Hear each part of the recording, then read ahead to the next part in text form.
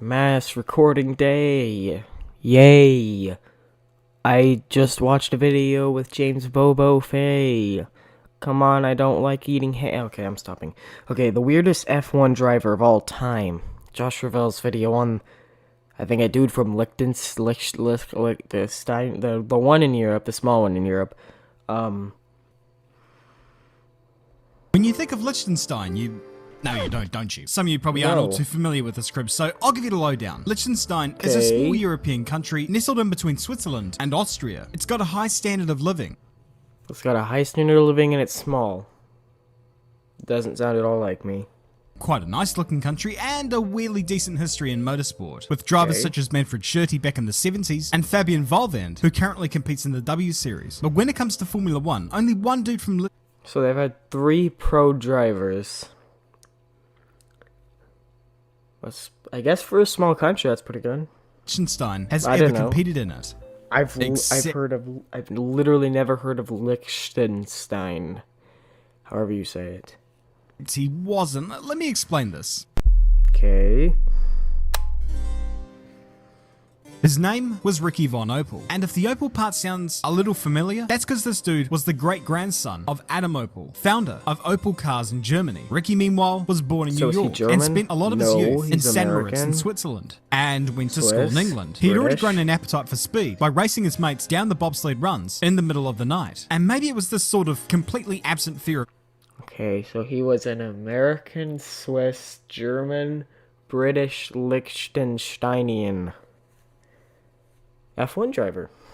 Death that led him down the motor racing rabbit hole. Starting off in Formula Ford, Rikky then switched over to Formula 3 and ended up winning the UK title in 1972. Up until that point, he had been racing under the name Antonio Bronco, and why he adopted the name of a wanky backyard pro wrestler was to avoid the objections regarding his hobby from his family. But that wasn't... Why do they care? Why would they care? If you're winning, they shouldn't care at all. You said, if I'm not being completely deaf, didn't he just say he won the F2 championship? Like the 70s? Why would they care?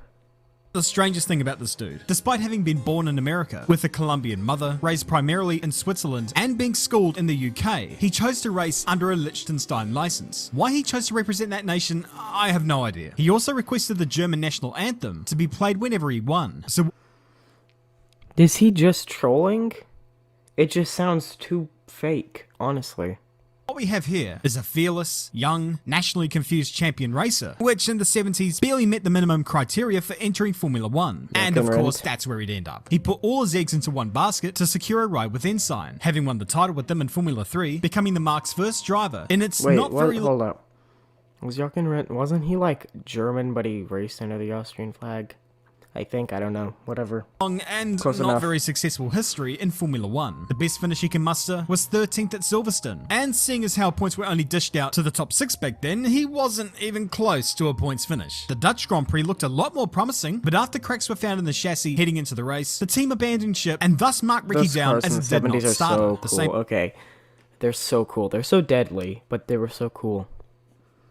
I mean, the modern ones, and they're nice, but 60s and 70s are so much better. Thing happened in Germany too, which must have left a bitter taste in the mouth of the dude who just poured almost his entire wealth into this venture. He stayed on with Ensign into 1974, but after he found out that the off-season development comprised of little more than doing nothing at all, he told Mo Nunn to stick his Ensign up his Spectre and left for Brabham, who were also looking for a keen, young, cash-loaded prima donna under the guise of one Bernie Eccleston. Problem for Rikky was his new teammate would be Carlos Reutemann, and Reutemann was hardly a slow driver. Okay. Rikky, let me guess. He does the thing Fernando Alonso did to Stoffel Vandoorne? a lot to compete against here. And he just couldn't match him. He notched up 2 9th place finishes at Anderstorp and Zandvoort, but he also failed to qualify twice. And Bernie didn't take to that too kindly, and so replaced him with Carlos Pache, a very good driver from Brazil who would go on to win for the team the next season. For Rikky, however, the Formula 1 dream was over for him. So what do you think would a Formula 1 reject do after losing a drive? Compete in another category? Become a driver manager? Retire into oblivion and work in a bank? Yeah, the third option is close. course, but there was no bank involved. Instead, Rikky went to a Buddhist monastery in Thailand. Although whereabouts he is in Thailand, nobody knows. What is known though is that he became a monk, and that the only form of contact he has with the outside world is through a post office box, which in itself is only known to a few people that he likes. So there you have it. A dude born in New York. Just a second.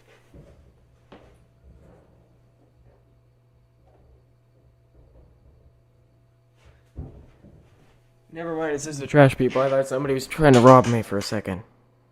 Raised in Switzerland and schooled in England, who represented Liechtenstein but wasn't from there, who couldn't cut it in Formula 1 in a not well developed car, then retired to become a monk in Thailand, severing his contact with almost everyone in the Western world.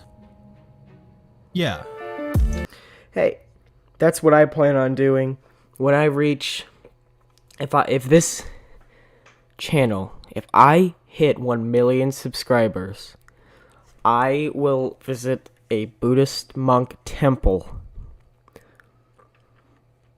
and try to find this guy.